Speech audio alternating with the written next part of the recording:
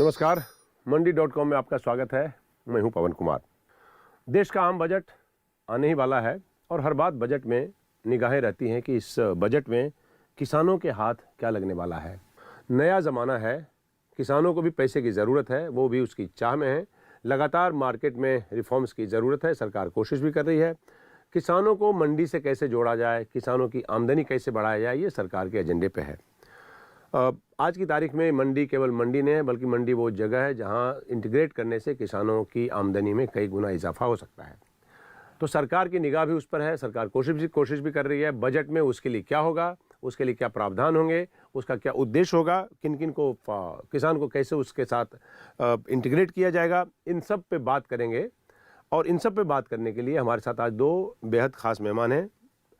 जगबीर सिंह यादव साहब हैं जो मैनेजिंग डायरेक्टर हैं कोसाम के, और नरेंद्र वाधवा साहब हैं जो मैनेजिंग डायरेक्टर हैं SKI capital services limited, managing partner भी हैं टायरॉक वेंचर्स AIF में। इन दोनों से हम बात करेंगे कि क्या, और वाधवा साहब आप तो सरकार की बैठक में भी शामिल हुए हैं, तो लिहाजा आपका इनपुट तो बड़ा इंपॉर्टेंट होगा हमारे लिए। इन दोनों से बात करेंगे, जानने की कोशिश करेंगे कि आने वाले बजट में किसानों के लिए क्या होने वाला, ज़रूरत, सबसे पहले ज़रूरत क्या है और उसकी गुंजाइश कितनी है। सबसे पहले बजट में अभी 3 दिन पहले सरकार ने, यादव साहब आपसे सवाल, सबसे पहले बजट में अभी 2-3 दिन पहले सरकार ने 2 अलग अलग ग्रुपों से मुलाकात की, जिसमें एक तो इकोनॉमिस्ट से बात की जिसमें एग्रीकल्चर पे चर्चा हुई, दूसरा सरकार ने एक अलग से बैठक बुलाई जिसमें एग्रीकल्चरिस्ट थे, बाकी और पॉलिसी मेकर्स थे। अभी आप लाख बढ़ा दीजिए कृषि पे एलोकेशन, जो बेसिक स्ट्रक्चरल रिफॉर्म्स करने की ज़रूरत है। सबसे पहले टिप्पणी आपकी जानना चाहता हूं कि बजट से पहले किसानों के बारे में, एग्रीकल्चर को लेकर के। हमारी आज तक की ओरिएंटेशन एग्रीकल्चर पर सप्लाई साइड की थी, अब हमें डिमांड साइड पे जाना पड़ेगा। पूरी दुनिया हमारी तरफ है और पूरी दुनिया की मार्केट सब डिमांड साइड पे चली गई है। डिमांड साइड में जब कहता हूँ तो वो कस्टमर्स ओरिएंटेशन, कंज्यूमर ओरिएंटेशन, उनके फूड सेफ्टी रिक्वायरमेंट्स, उनकी नीड्स, उनके हिसाब से packaging, labelling, transparency and traceability etcetera etcetera कैसे होगा। उसके लिए सबसे बड़ी प्रॉब्लम हमारे साथ क्या हो रही है, हमारे जो इंफ्रास्ट्रक्चर अभी तक बने हुए हैं वो फार्मर ओरिएंटेड इंफ्रास्ट्रक्चर। ऐसे फॉर एग्जांपल आपने मंडी का जिक्र किया, मंडी में 2 मिनट ले लूं आपकी, 2 तरह की मंडियां हमारी लार्जली, एक फूड ग्रेन मंडी, एक फल सब्जी मंडी। फूड ग्रेन की लगभग हमारे देश में 335 मिलियन टन फूड ग्रेन होता है, लगभग इतना ही फल सब्जी होती है। इसके लिए फूड ग्रेन के लिए हमारे पास 7,000 मंडियां हैं, फल सब्जी के लिए केवल 500 मंडियां हैं देश में। एक फल सब्जी मंडी बनाने में कम से कम 2,000 करोड़ रुपए लगते हैं और 200 एकड़ लैंड चाहिए, तो हमारे पास एक भी नहीं है, बड़ी से बड़ी आज़ादपुर है। फूड ग्रेन के लिए हम क्वाइट सफिशिएंट हो गए, मंडियां भी बन गई, डोर स्टेप पे भी पहुंच गए। इंफ्रास्ट्रक्चर जो है वो हमारा फार्मर ओरिएंटेड फल सब्जी का भी नहीं है, कोई भी फूड सेफ्टी का कोई प्रोविजन नहीं है। आप रोज देखते होंगे आज़ादपुर में क्या हालत है, पूरी सब मंडी पूरे हिंदुस्तान की, चाहे बॉम्बे मार्केट ले ले, कलकत्ता ले ले, दिल्ली ले ले, चेन्नई ले ले, सब वही हाल है। हम चाइना और हम लगभग बराबर चल रहे थे। आज से 17-18 साल पहले चाइना के प्राइम मिनिस्टर ने एक ही डिसीजन लिया जो मैंने पहला सेंटेंस बोला, फ्रॉम सप्लाई टू डिस्ट्रीब्यूशन। उन्होंने प्रीएम्बल में चेंज कर दी और एकदम रेवोल्यूशनल चेंज आ गई वहाँ, और वहाँ सप्लाई साइड पूरा कमजोर पड़ गया, consumer orientation and distribution infrastructure strong हो गया। तो अब हम जब भी इन डिस्ट्रीब्यूशन की बात करते हैं, हमारे यहाँ लोकल जो छोटे लोग हैं उनको इस तरह भड़काया जाता है कि distribution means trader, trader means आड़तिया, आड़तिया means value chain provider, this and that. तो किसान का आपके ध्यान नहीं कर रहे, उनका ध्यान कर रहे, जबकि रियलिटी में ये उन्हीं के लिए है। सड़क किसी एक जाति विशेष के लिए नहीं होती, सभी के लिए। मंडी इसीलिए किसान के लिए ज्यादा होती है, जो यूज करेगा उसकी मंडी है, वो तो वैल्यू चेन पार्टनर्स तो उसकी फैसिलिटेटर है। नहीं, हम लोग कभी वाधवा साहब जैसे ही कह रहे थे उसमें एग्रीकल्चर रिफॉर्म से बात करते हैं, तो एग्रीकल्चर इंफ्रास्ट्रक्चर की देखिए अपनी भूमिका है। हम लोग कोशिश करते हैं, 1-2 बार ट्राई किया, पर हम लोग ने स्ट्रक्चरल चेंजेस की कोशिश की, पर उसमें जो बेसिक इंफ्रास्ट्रक्चर है ना, उसके बारे में सोच नहीं है, मैं तो ऐसा नहीं कहूँगा शायद, पर उसके लिए ज़्यादा हिम्मत करने की ज़रूरत है जब आप उसको चेंज करते हैं। जैसे मान लीजिए वेयर हाउसिंग है या एक्सचेंज लिंक डिलीवरी सिस्टम की आप बात करते हैं, ये मतलब इसका क्या रोल हो सकता है और सरकार इसको कैसे करे? और पहले तो धन्यवाद मंडी.com के स्टूडियो में बुलाने के लिए। जैसे मैं आपकी और जोगिंदर जी की, जसवीर जी की बात सुन रहा था कि हमारे को क्या, what is stopping us to reach to different level. हम इतने सालों से अभी भी एग्री इकोनॉमी है, कहीं ना कहीं 45% हमारी वर्क फोर्स जो है एग्रीकल्चर में लगी हुई है। और सरकार की कोशिश भी रही है, उन्होंने नारा दिया डबलिंग ऑफ फार्मर्स इनकम। तो डबलिंग ऑफ फार्मर इनकम कैसे होगी? जो उसके लूपहोल्स हैं उनको हमारे को प्लग करना पड़ेगा, जो चीज नहीं है उसको लाना पड़ेगा। जो मेरी अंडरस्टैंडिंग है, being part of commodity ecosystem, तो जो फार्मर्स के जो डिस्ट्रेस है वो पोस्ट हार्वेस्ट डिस्ट्रेस ज्यादा है। और वो क्यों है? वहाँ इंफ्रास्ट्रक्चर की कमी है। जसवीर जी ने कहा अब हमारे को सप्लाई साइड से डिस्ट्रीब्यूशन या आगे सोचना पड़ेगा, तो मैं बिल्कुल इनसे सहमत हूँ। जब तक हम फार्मर को साइलोज नहीं देंगे, मंडी के आसपास पूरा इंफ्रास्ट्रक्चर बना के नहीं देंगे, क्रेडिट नहीं देंगे, और जो उसके टिलिंग के जो इंफ्रास्ट्रक्चर है, जो इंस्ट्रूमेंट नहीं देंगे, लीजिंग पे नहीं देंगे, ये सारी चीजें हमारे को इकोसिस्टम में लानी पड़ेगी। कई स्टेप लिए गए, कई लेने की जरूरत है। एफपीओ हम देख रहे हैं, कई सालों से एफपीओ की बात कर रहे हैं, फार्मर्स प्रोड्यूस ऑर्गेनाइजेशन का, तो ये बहुत अच्छा रोल प्ले कर रहे हैं। और मेरे को लगता है आगे इंफ्रास्ट्रक्चर की जब हम बात करते हैं, इनका एक बहुत बड़ा रोल रहने वाला है। क्योंकि मैं ऑर्गेनाइज्ड मार्केट से हूँ और प्लेटफॉर्म से लिंक्ड हूँ। मैं 5-6 साल कमोडिटी पार्टिसिपेंट एसोसिएशन का प्रेसिडेंट रहा हूँ। आज भी इंडस्ट्री स्टैंडर्ड फोरम जो सेबी का है, जो एग्रीकल्चर के ऊपर ज्यादा बात करता है, तो उसका मेंबर हूँ। तो वहाँ हम हमेशा यही बात करते रहे हैं कि अगर हमारे को 5 ट्रिलियन इकोनॉमी, 10 ट्रिलियन इकोनॉमी और आगे 47 में इंडिपेंडेंट होना है, आत्मनिर्भर होना है, तो एग्रीकल्चर को हम इग्नोर नहीं कर सकते। एग्रीकल्चर को हमारे को लाना पड़ेगा। एग्रीकल्चर को इस फॉर्मेट में नहीं लाना पड़ेगा, हमारे को लाना पड़ेगा थ्रू, बिल्कुल रिवोल्यूशनाइज करना पड़ेगा। प्रोसेसिंग, फूड प्रोसेसिंग इंडस्ट्री को हमारे को डेवलप करना पड़ेगा। वो भी वहां होगी जहां पर हमारे इंडिजीनियस प्रोडक्शन हो रही है, डिफरेंट ग्रेन्स की, डिफरेंट फल और सब्जी की। तो हमारे को इस साइड में कार्य करना पड़ेगा। बजट में डेफिनेटली कई साल से हम मेरी भी अभी प्री बजट डिस्कशन हुई, एफएम से मैं भी पार्ट था उसका, तो हम बार बार यही कहते हैं कि इंफ्रास्ट्रक्चर को बढ़ाने की जरूरत है। उसको हम कहीं भी इग्नोर नहीं कर सकते। जो प्राइस रिस्क हेज कैसे हो, फार्मर प्रोड्यूसर ऑर्गेनाइजेशन को कैसे इंसेंटिवाइज किया जाए, ये सब बड़े स्पेसिफिक इश्यूज हैं जिस पर बजट में शायद ध्यान दिया जा सकता है। प्राइस डिस्कवरी जब आप बात करते हैं, तो कैसे डायरेक्शन चेंज करने की ज़रूरत है इस देश में एग्रीकल्चर को का जो प्रोड्यूस है उसको सही कीमत दिलवाने के लिए? जैसा हमने बात करा कि हम एक डेरिवेटिव मार्केट से मैं रिप्रेजेंट करता हूँ, और दो उसके रीजन होते हैं इन प्लेटफॉर्म्स के। एक तो होता है एफिशिएंट प्राइस डिस्कवरी, एक होता है रिस्क मैनेजमेंट। रिस्क मैनेजमेंट, अगर हम कहते हैं हम इतनी बड़ी इकोनॉमी बनने जा रहे हैं, तीसरी वर्ल्ड की इकोनॉमी बनने जा रहे हैं, तो हमारे यहाँ पर हेजिंग का कोई प्लेटफॉर्म ही नहीं है। अगर हम फूड प्रोसेसिंग करेंगे बड़े लेवल का, जिससे पूरे वर्ल्ड को एक्सपोर्ट करेंगे, तो हमारे को अगर प्रोड्यूसर को या प्रोसेसर को हेजिंग का एक प्लेटफॉर्म नहीं मिलेगा, तो ये हो नहीं सकता। इसको लाने की जरूरत है। और टैक्स रेशनलाइजेशन पे बात की थी आपने? हाँ जी, हाँ जी। क्या उसमें क्या हो रहा है? उसके अंदर हमारा एक मेजर जो टैक्स लगता है वो होता है सीटीटी। ऑल्दो सीटीटी जो है एग्री प्रोड्यूस पे नहीं लगता, एग्रीकल्चर प्रोडक्शन पे नहीं होता। बाकी कमोडिटीज जैसे हैं, एनर्जी कॉन्ट्रैक्ट्स हैं, प्रीशियस मेटल के कॉन्ट्रैक्ट्स हैं, उसके ऊपर लगता है। तो सीटीटी एग्री पे नहीं लगता। लेकिन मैं उसके अलावा बताता हूँ कि हमने कहा था हमारे को एक वाइब्रेंट अगर मार्केट मिलेगी, हम पुराना तरीका है एमएसपी का।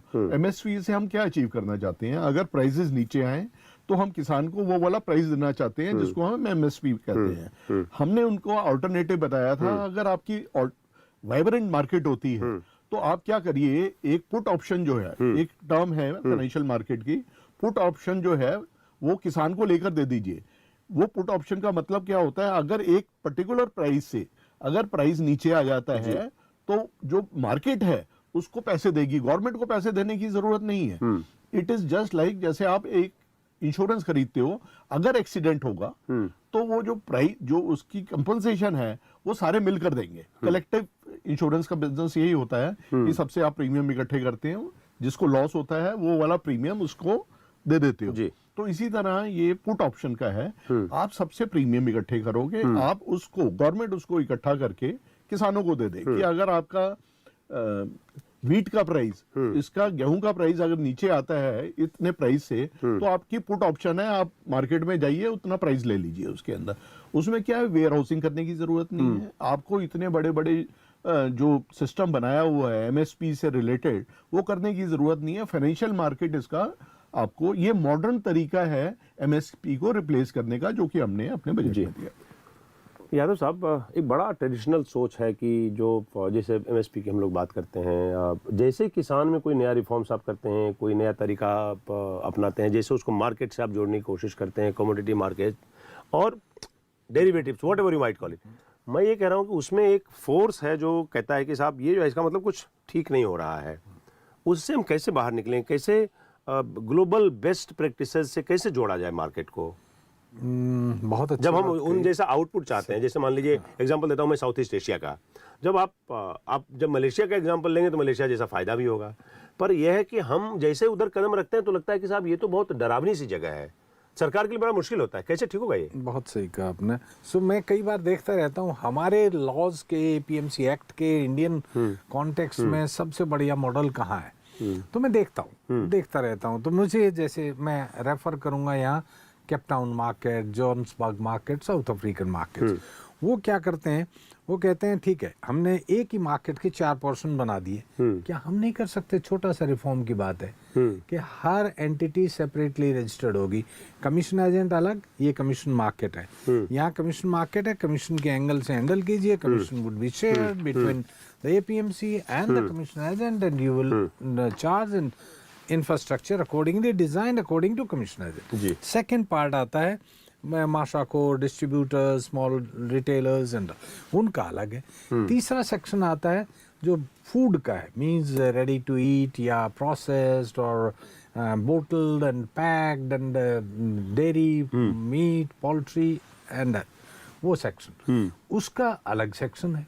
और तीनों के तीनों, यदि यहाँ से आके दूसरी में बेचता है, दोनों जगह पे करो, वो आके करता है आगे पे करो, इस तरह 3 times मोर तो इनकम है। और every entity is separately defined और एक्शन है और उनके इंफ्रास्ट्रक्चर सेपरेटली डिजाइंड है। तो हमें रिफॉर्म उस लेवल पे एपीएमसी के ग्राउंड डिजाइनिंग एंड प्लानिंग में लाना पड़ेगा। अच्छा, जब हम लोग एग्रीकल्चर की बात करते हैं, जैसे कमोडिटी डेरिवेटिव्स की बात करते हैं, पेंशन का फंड का पैसा, वो सब कितना इंपॉर्टेंट है, उसको कैसे कैसे उसमें उसको ग्रीजिंग कैसे की जाए? देखिए, कोई भी अभी चर्चा आप लोग की हुई थी उस दिन मीटिंग में इस पे, वो बहुत इंपॉर्टेंट सब्जेक्ट है। जी, देखिए, कोई भी मार्केट होती है उसमें हर एक तरह के पार्टिसिपेंट्स होते हैं। उसमें इंडिविजुअल है, यूजर है, प्रोड्यूसर है, हेजर है, इन्वेस्टर है, और हम किसी को मार्क कर दें ये अच्छा इन्वेस्टर है, ये अच्छा पार्टिसिपेंट है, ये गंदा पार्टिसिपेंट है, तो ये कोई बहुत अच्छा नहीं है उस प्लेटफॉर्म के लिए। तो जो हेजिंग करने के लिए आता है, एफपीआई आता है, जो इन्वेस्ट करता है, उसको हम कहते हैं ये फॉरेनर आ गए हमारी मार्केट्स के अंदर। स्पेशली मार्केट मैकेनिज्म ऐसे ही काम करता है। मार्केट मैकेनिज्म हमेशा उसमें स्पेकुलेटर भी है, उसके अंदर आर्बिट्राजर भी है, उसके अंदर हेजर भी है, उसके अंदर रियल यूजर भी है। तो हर एक तरह का उसके अंदर पार्टिसिपेंट आएगा। पहले तो हमारे को एक्सेप्ट करना है कि अगर हमारे को बढ़ना है, हमारे को मार्केट इकोनॉमी बनानी है और प्लेटफॉर्म चलाने हैं, तो हर एक तरह का इन्वेस्टर आएगा। हमारे यहाँ 10,000 से ज्यादा एफपीओज हैं और मैं बड़ा क्लोजली कई एफपीओज के साथ काम किया है। तो मेरे को एक बहुत बड़ा अच्छा मॉडल लगता है, अगर, क्योंकि छोटे छोटे लैंड होल्डिंग है इंडिया के अंदर, छोटा छोटा किसान है, उसको इकट्ठा करके अगर जैसे कोऑपरेटिव मूवमेंट जो है, उस अमूल एक हमारे पास इतना बड़ा एग्जांपल है, हमने पूरे वर्ल्ड को दिखाया व्हाइट रेवोल्यूशन करके।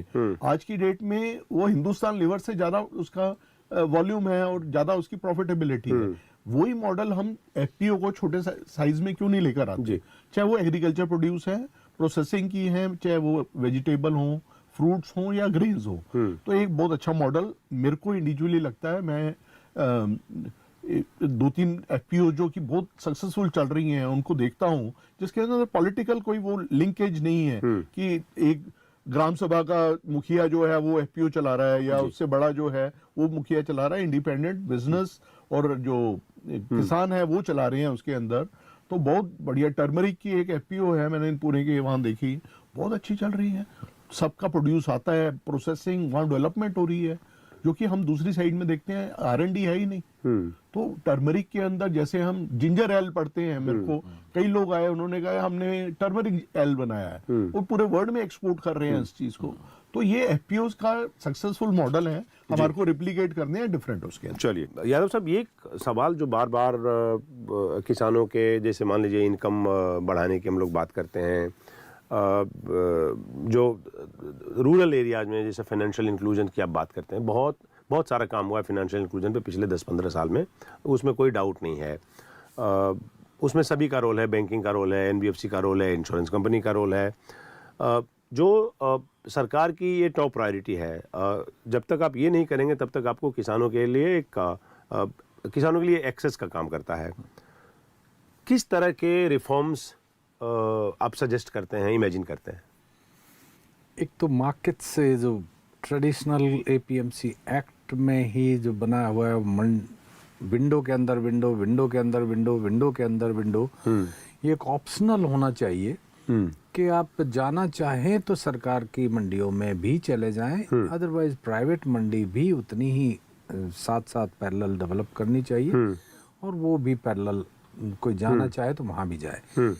क्योंकि हमारे पास बड़े लेवल पे एक्सपोर्टर भी हैं, प्रोसेसर भी हैं। प्रोसेसर जैसे अभी वधवा साहब ने कहा, प्रोसेसिंग के लिए हमारे पास एग्रीगेटेड मटेरियल ही नहीं मिलता। राउंड द ईयर की जब तक एक प्रोसेसिंग यूनिट 250-300 दिन नहीं चले, वायबिलिटी नहीं आती। इसलिए उसको मल्टी कमोडिटी बनाना पड़ेगा, क्योंकि एक कमोडिटी के तो वही 2-3 महीने होते हैं।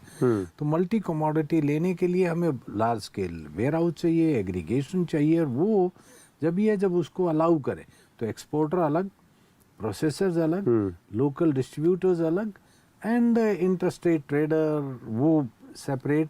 वो जब ही हो सकता है जब प्राइवेट मंडी हो, थोड़ी लिबर्टी हो। अदरवाइज एंटिटी हर जगह रेगुलेटेड है, उसकी लाइसेंस चाहिए सब जगह, वो कोई आदमी उसमें घुसना नहीं चाहता।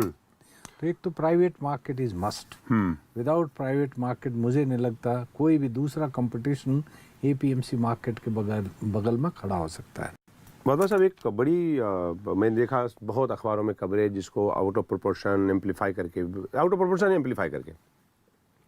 कि एग्रीकल्चर का एलोकेशन बढ़ाएंगे। जब आप एग्रीकल्चर की बात करते हैं तो कॉमन पार्लेंस में हम लोग समझते हैं कि एग्रीकल्चर मतलब एग्रीकल्चर नहीं, उसमें मत्स्य पालन नहीं होता, उसमें जो दूसरी और एक्टिविटीज़ हैं उसकी कोई जगह नहीं होता। सरकार ने कहा कि साहब इस बार हम 20% जो संकेत दिए उसके हिसाब से हम 20% ज़्यादा एलोकेशन करेंगे। एलोकेशन से ज़्यादा क्या करने की ज़रूरत है? जैसे एक बात करते हैं आप, ज़्यादा स्ट्रक्चर्ड मार्केट इंस्ट्रूमेंट की संभावना की जब बात करते हैं, डेरिवेटिव कमोडिटी डेरिवेटिव की बात करते हैं, इसमें ज़्यादा एक मतलब आपको ज़्यादा एक्सपर्टीज़ की उसमें ज़रूरत है, बजाय इसके कि जनरली खाली आप एलोकेशन बढ़ा के एग्रीकल्चर का ज़्यादा भला नहीं कर सकते। मैं बिल्कुल सहमत हूँ आपसे। मैं पिछले अपने कमेंट से और डॉक्टर यादव के कमेंट से, जैसे आपने बोला फाइनेंशियल लिटरेसी हमने देखी 10 साल के अंदर, इसी तरह हमारे को ये लिटरेसी जो है कि नया क्रॉप कैसे लगाना है, वेयर हाउसिंग को कैसे यूज करना है, इंटरमीडिएशन को खत्म कैसे करना है, या ई नाम जैसे प्लेटफॉर्म्स पे कैसे जाना है, इसमें हमारे को एडुकेट करने की जरूरत है। और वो काम सबकी जरूरत है, सारे उसमें पार्टिसिपेट करेंगे तभी हो पाएगा। वो चाहे एफपीओज हैं या हमारी जैसे ऑर्गेनाइजेशन जैसे सीपीआई है, ये या गवर्नमेंट, ये सारी मिलके काम करेंगी तो एडुकेट होंगी। रही बात आपके एलोकेशन की, मेरे को लगता है आने वाले टाइम में एग्रीकल्चर का एलोकेशन बढ़ेगा, और नए जैसे ब्लू इकोनॉमी और ब्लू इकोनॉमी के बॉन्ड्स लाना और नई प्रोड्यूस और नया उसको करना, तो ये सारी चीजें आने वाली हैं इस बजट के अंदर। इस पे फोकस रहेगा। और अगेन गवर्नमेंट का फोकस है फार्मर्स पे, ये हमारा डिस्कशन का पार्ट रहा है, और उसमें एलोकेशन बढ़ेगी। डबलिंग ऑफ फार्मर्स अभी भी एक एजेंडा है, चाहे बोला नहीं जा रहा, कहीं ना कहीं गवर्नमेंट उसकी कॉन्शियस है कि हमने जो ये नारा दिया था जब हम आए थे, वो कहीं 15 साल के बाद कहीं दिखेगा कि नहीं दिखेगा। They are aware of this fact, और मेरे को लगता है इस बजट में उस तरफ हमारे को कुछ दो छोटे छोटे सवाल आखिर के। एक रिफॉर्म जो आप लगता है कि टॉप ऑफ द एजेंडा होना चाहिए वित्त मंत्री के एग्रीकल्चर की ग्रीजिंग के लिए? फूड सेफ्टी हाइजीन एक हमारा इंटरनल इफेक्टिव इंस्ट्रूमेंट हेल्थ से निकाल के मार्केट और एग्रीकल्चर को देना चाहिए। अदरवाइज मंडियां ऐसी रहेंगी और हम गंदगी में ऐसे बैठे रहेंगे। बदवा साहब, मैं डेरिवेटिव मार्केट से हूं, तो मेरा अगेन कई सालों से है स्पॉट और डेरिवेटिव मार्केट का लिंकेज कहीं हमारे को बनाने की जरूरत है। और इंफ्रास्ट्रक्चर मेरा वो है, सारा डिस्ट्रेस जो है एग्रीकल्चरिस्ट का, किसान का, वो पोस्ट हार्वेस्ट है। हमारे को साइलोस खड़े करने हैं, हमारे को जैसे डॉक्टर साहब ने बोला इंफ्रास्ट्रक्चर को बढ़ाने की जरूरत है। और बजट में मेरे को लगता है ज्यादा एलोकेशन होगी और इंफ्रास्ट्रक्चर पे बोला जाएगा। इसके लिए तो आप निश्चिंत रहिए, ज़्यादा एलोकेशन तो हो रहा है। चलिए, बहुत बहुत शुक्रिया, आप दोनों ने कार्यक्रम में शिरकत किया, बातचीत की। आप दोनों का बहुत बहुत शुक्रिया ये बताने के लिए कि क्या सरकार को करने की ज़रूरत है बजट में और कैसे किसानों का फ़ायदा हो सकता है। आप देख रहे हैं मंडी.com, डीडी किसान पर। आपसे फिर मुलाकात होगी अगले हफ्ते। आपकी राय हमारे लिए बहुत महत्वपूर्ण है। आप हमारे टोल फ्री नंबर पर कॉल कर सकते हैं और अपनी राय दे सकते हैं। साथ ही आप ईमेल के जरिए भी हमें अपनी राय दे सकते हैं। हमारा ईमेल पता है ncdexmandi@gmail.com।